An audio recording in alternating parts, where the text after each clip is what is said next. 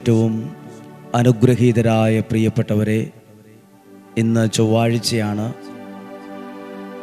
നാളെ മുതൽ ഉപവാസത്തോടെയുള്ള നിയോഗ പ്രാർത്ഥനയാണ്. ഏറ്റവും അനുഗ്രഹമുള്ള, ഞാൻ മനസ്സിലാക്കിയിടത്തോളം ഏറ്റവും കൂടുതൽ അനുഗ്രഹങ്ങൾ വെളിപ്പെട്ടത്, സൗഖ്യം വെളിപ്പെട്ടത്, ദൈവം വഴികൾ തുറന്നതൊക്കെയും ഉപവാസത്തോടെയുള്ള നിയോഗ പ്രാർത്ഥനയിലാണ്. ഏറെ പ്രാർത്ഥനയോടെ നമുക്കായിരിക്കാം. വരുന്ന 10 ദിവസങ്ങൾ അനുഗ്രഹത്തിൻ്റെ ദിവസങ്ങളാണ്. പ്രിയപ്പെട്ടവരെ, ഈ 10 ദിവസത്തെയും ഓർത്തിങ്ങനെ ഒന്ന് പ്രാർത്ഥിക്കുക. യേശുവേ, ഉപവാസ നിയോഗ പ്രാർത്ഥനയെ വിശുദ്ധീകരിച്ച് പരിശുദ്ധാത്മാവ് കൊണ്ട് നിറയ്ക്കണമേ. അതിൽ പങ്കെടുക്കാൻ മനസ്സുകൊണ്ട് ഒരുങ്ങിയിരിക്കുന്ന എല്ലാവരെയും ചേർത്ത് വയ്ക്കുന്നു. ഇന്നൊരൊരുക്കത്തിൻ്റെ ദിവസമായി മാറ്റുവാണ്. നാളത്തെ ഉപവാസ നിയോഗ പ്രാർത്ഥനയ്ക്കുള്ള ഒരുക്കത്തിൻ്റെ ഒരു ദിവസമാണ്. ഏതെല്ലാം കുടുംബങ്ങളിലാണോ ഈ പ്രാർത്ഥനയിൽ പ്രാർത്ഥിക്കണമെന്ന് ആഗ്രഹിച്ച് നിയോഗം എഴുതി വച്ചത്, അല്ലെ പങ്കെടുക്കുവാൻ ആഗ്രഹിച്ച് ഒരുങ്ങുന്നത്, അവരെല്ലാം ദൈവത്തിൻ്റെ കരങ്ങളിൽ ഇപ്പോഴേ സമർപ്പിക്കുകയാണ്. പ്രിയപ്പെട്ടവരെ, ഒന്നും നിസ്സാരമല്ല. ദൈവത്തോടുള്ള ഭക്തി അത് ജീവനും ജീവിതത്തിനും എല്ലാം ഒരു നേട്ടമാണ്. ഓരോ ഇഷ്ടികകൾ കൊണ്ട് ഉയർത്തി ഓരോ ഭവനം, ഓരോ ബിൽഡിംഗ് പണിയുന്ന പോലെ ദൈവവചനത്തിലൂടെ കിട്ടുന്ന അനുഗ്രഹങ്ങൾ കൊണ്ട് എൻ്റെ ജീവിതം പണിയപ്പെടുകയാണ്. അത് മനോഹരമാവുകയാണ്. ആ ജീവിതത്തിന് ഒരു അർത്ഥം കൈവരുകയാണ്, ഒരു തേജസ് കൈവരുകയാണ്. ഒരു നേട്ടമാണ് അതിലൂടെ ലഭിക്കുക. ദൈവ കടാക്ഷമാണ് ലഭിക്കുക. ഉപവാസ നിയോഗ പ്രാർത്ഥനയിൽ പങ്കെടുക്കുന്നവരെല്ലാം ചേർത്ത് നിർത്തിക്കൊണ്ട് ഈ തലേ ദിവസം അവരെ സമർപ്പിച്ച് പ്രാർത്ഥിക്കുന്നു. കർത്താവ് ഈ പ്രാർത്ഥനയെ അറിയിക്കുന്നവരെ ഓർമ്മിക്കുന്നു, അവർക്ക് വേണ്ടി പ്രാർത്ഥിക്കുന്നു. നിങ്ങളുടെ നിയോഗം എഴുതി ദൈവവചനത്തിനകത്ത്, വേദപുസ്തകത്തിനകത്ത് വയ്ക്കുക. നിങ്ങളുടെ നിയോഗം നിങ്ങളുടെ പ്രാർത്ഥനാ മുറിയിൽ സൂക്ഷിക്കുക. സാധിക്കുന്നിടത്തോളം പ്രഭാതത്തിൽ തന്നെ, ആ 5:30 സമയത്തു തന്നെ ആ നിയോഗ പ്രാർത്ഥനയിൽ പങ്കെടുക്കാൻ ശ്രമിക്കുക. അതൊരു നല്ല സമയമാണ്, ഒരു അനുഗ്രഹമുള്ള സമയമാണ്. സൂര്യോദയത്തിന് മുമ്പുള്ള ഒരു നല്ല സമയമാണ്. അതിനുള്ള അനുഗ്രഹം ദൈവം തരട്ടെ. ദൈവം പ്രചോദിപ്പിക്കുന്ന, ആ പ്രചോദനം കിട്ടുന്ന ഓരോരുത്തരും ആ പ്രാർത്ഥനയിൽ പങ്കെടുക്കുക. അനുഗ്രഹം ലഭിക്കും. പ്രതീക്ഷയോടെ, പ്രാർത്ഥനയോടെ, വിശ്വാസത്തോടെ ഈ വചനം നമുക്ക് കേൾക്കാം. സുഭാഷിതങ്ങളുടെ പുസ്തകം 14-ാം അധ്യായം 26-ഉം 27-ഉം വാക്യങ്ങളാണ് വായിക്കുന്നത്. സുഭാഷിതങ്ങളുടെ പുസ്തകം 14-ാം അധ്യായം 26-ാമത്തെ വാക്യം. ദൈവഭക്തി ബലിഷ്ഠമായ ആശ്രയമാണ്. ദൈവഭക്തി, ദൈവത്തോടുള്ള ഭക്തി ബലിഷ്ഠമായ ആശ്രയമാണ്, ഉറപ്പുള്ളൊരാശ്രയമാണ്. സന്താനങ്ങൾക്കത് അഭയസ്ഥാനമായിരിക്കും എന്ന് പറഞ്ഞാൽ, ദൈവത്തോടുള്ള ഭക്തി അതൊരു തലമുറയ്ക്കൊരു അഭയസ്ഥാനമായിരിക്കും. ഇപ്പോൾ പ്രാർത്ഥിക്കുന്ന, വചനം കേൾക്കുന്ന, ഉപവാസത്തോടെ കേൾക്കുന്ന ഒക്കെ ഒരുങ്ങുന്നൊക്കെ ആളുകളില്ലേ, നിങ്ങളുടെ മക്കളിലേക്ക് വരുന്ന, കൈമാറി വരുന്ന ഒരു അനുഗ്രഹമുണ്ട്. ബൈബിൾ വചനം പറയുവാണ്, ദൈവഭക്തി ബലിഷ്ഠമായ ഒന്നാണ്, ആശ്രയമാണ്. സന്താനങ്ങൾക്കത് അഭയസ്ഥാനമായിരിക്കും. 27-ാമത്തെ വാക്യം. ദൈവഭക്തി ജീവന്റെ ഉറവയാണ്, മരണത്തിൻ്റെ കെണികളിൽ നിന്ന് രക്ഷപ്പെടാൻ അത് സഹായിക്കും. ഇതുപോലെ സഹായിക്കുന്ന മറ്റൊന്നില്ല. നമുക്ക് പല ആളുകളോടും ബന്ധമുണ്ട്, സ്വാധീനമുണ്ട്, പണമുണ്ട്, അധികാരമുണ്ട്. പക്ഷേ മരണത്തിൻ്റെ കെണികളിൽ നിന്ന് നിന്നെ രക്ഷപ്പെടാൻ സഹായിക്കുന്നത് അതൊന്നും അല്ല. ദൈവത്തോടുള്ള ഭക്തിയാണ് മരണത്തിൻ്റെ കെണികളിൽ നിന്ന് പോലും രക്ഷപ്പെടാൻ സഹായിക്കുന്നത്. മരണക്കെണി ചിലതെല്ലാം കെണിയാണ്, പക്ഷെ അത് കെണിയാണെന്ന് നമ്മൾ അറിയുമ്പോഴത്തേക്കും ഒരുപാട് അങ്ങ് എത്തിയിട്ടുണ്ടാവും. പല കെണികളിലും വീണ് കിടക്കുന്നവരില്ലേ. 8കാലി തൻ്റെ ഇരയായ ചില പ്രാണികളെ പിടിക്കാൻ കെണി ഒരുക്കുന്നതാ അതിൻ്റെ വല. എങ്ങോട്ടൊക്കെയോ ലക്ഷ്യത്തിലേക്ക് പറന്നു പോകുന്ന പ്രാണികൾ ഈ വലയിൽ കുടുങ്ങിപ്പോകും. കുടുങ്ങിയ പ്രാണിക്ക് ഒരിക്കലും ആ വലയിൽ നിന്ന് രക്ഷപ്പെടാൻ പറ്റത്തില്ല. അതിൻ്റെ കാലുകൾ ആ വലയിൽ ഒട്ടി രക്ഷപ്പെടാൻ ശ്രമിക്കും തോറും ആ വല കൂട്ടിക്കെട്ടിയതുപോലെ ഒരിക്കലും രക്ഷപ്പെടാനാകാത്ത വിധത്തിൽ അത് കുരുങ്ങിപ്പോകും. അതാണ് കെണി. കെണിയാണെന്ന് തിരിച്ചറിയാനാണ് പലർക്കും പറ്റാത്തത്. നിങ്ങളുടെ മക്കളൊക്കെ പല കോളേജിലും സ്കൂളിലും ഒക്കെ പഠിക്കുമ്പം ഒരു കെണിയിലും വീണു പോകാതിരിക്കാൻ ദൈവഭക്തി ആവശ്യമാണ്.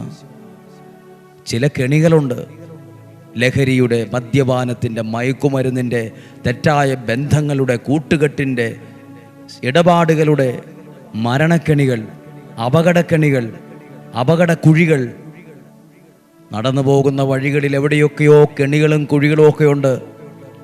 അതിൽ നിന്നൊക്കെ രക്ഷപ്പെടാൻ, അവിടെ നിന്നും വീണ് പെട്ടുപോകാതെ, തകർന്നു പോകാതെ, അനുഗ്രഹിക്കപ്പെട്ട നിലയിൽ മുന്നോട്ട് പോകാൻ വചനം പറയുന്നു, വേദപുസ്തകം പറയുന്നു, വിശുദ്ധ ഗ്രന്ഥം പറയുന്നു. ദൈവഭക്തി വേണം. ദൈവത്തോടുള്ള ഭക്തി, ദൈവത്തോടുള്ള ബന്ധം, ദൈവവചനം കേൾക്കുന്നത്, അത് ധ്യാനിക്കുന്നതൊക്കെ ദൈവത്തോടുള്ള ഭക്തിയാണ്. അതാ പറഞ്ഞത്, ദൈവഭക്തി ബലിഷ്ഠമായ ആശ്രയമാണ്. മരണത്തിൻ്റെ കെണികളിൽ നിന്ന്, അപ്പം അങ്ങനത്തെ കെണിയുണ്ട്. നമ്മുടെ ഭാവിയെ, ജീവനെ, ജീവിതത്തെ, സ്വപ്നങ്ങളെ ഒക്കെ തകർക്കുന്ന കെണിയാണ് മരണക്കെണി. പലരും അവിടെ വീണുപോയി തകർന്നിട്ടുണ്ട്. ചിലതിൽ വീണ് നിലവിളിക്കുന്നവരുണ്ട്, കരയുന്നവരുണ്ട്, വെല്ലുവായിൽ കരയുന്നവരുണ്ട്.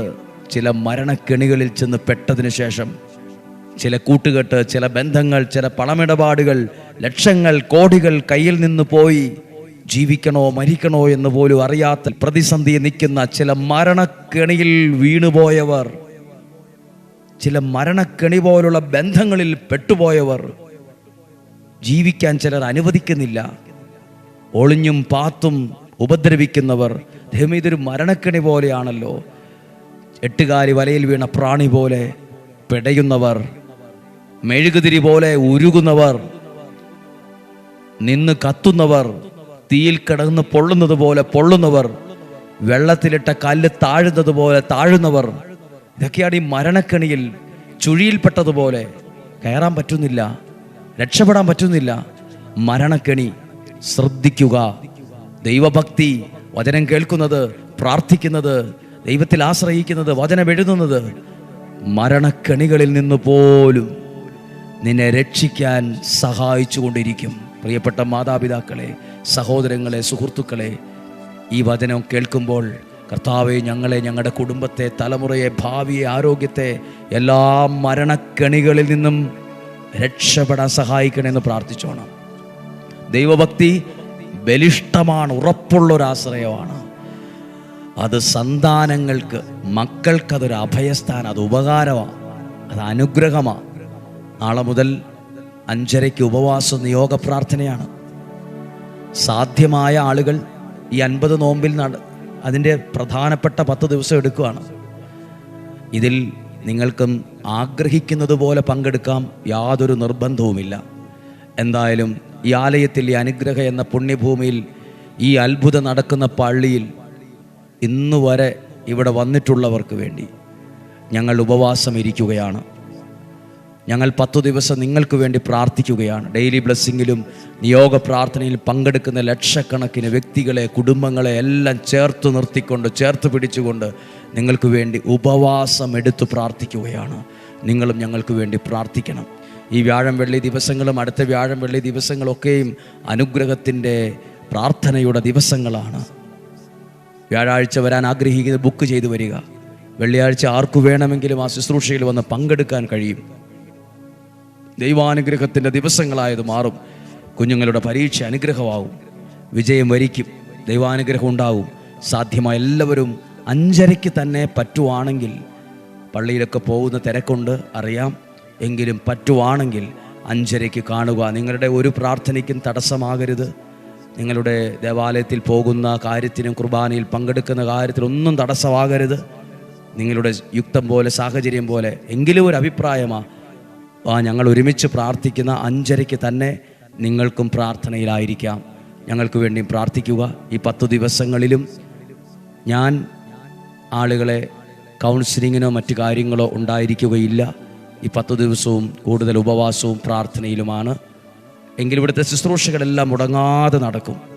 വ്യാഴം വെള്ളി ദിവസങ്ങളിൽ ശുശ്രൂഷകൾക്ക് ഒരു മാറ്റവുമില്ല. അതെല്ലാം അതുപോലെ നടക്കും. ദൈവാനുഗ്രഹം ഉണ്ടാകട്ടെ.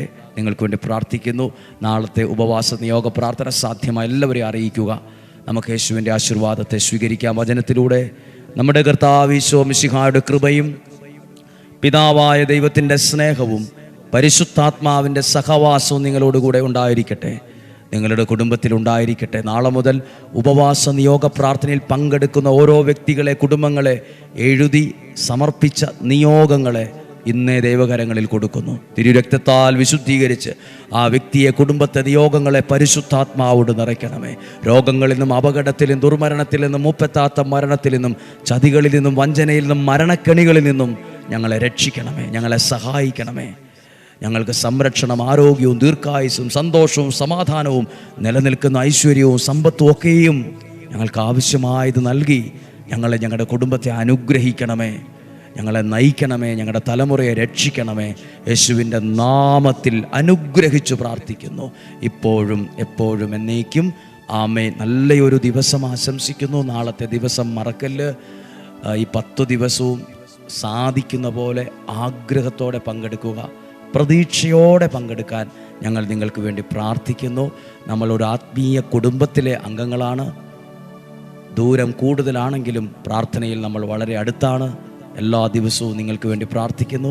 ഞങ്ങളെയും ഓർക്കുമല്ലോ. നാളെ 5:30 ഉപവാസ നിയോഗ പ്രാർത്ഥനയിൽ കാണുന്നതുവരെ ഉള്ളങ്കയിൽ എന്ന പോലെ സ്വർഗത്തിലെ വലിയവനായ ദൈവം എന്നെയും നിങ്ങളെയും അത്ഭുതകരമായി സൂക്ഷിക്കട്ടെ. ആമേൻ.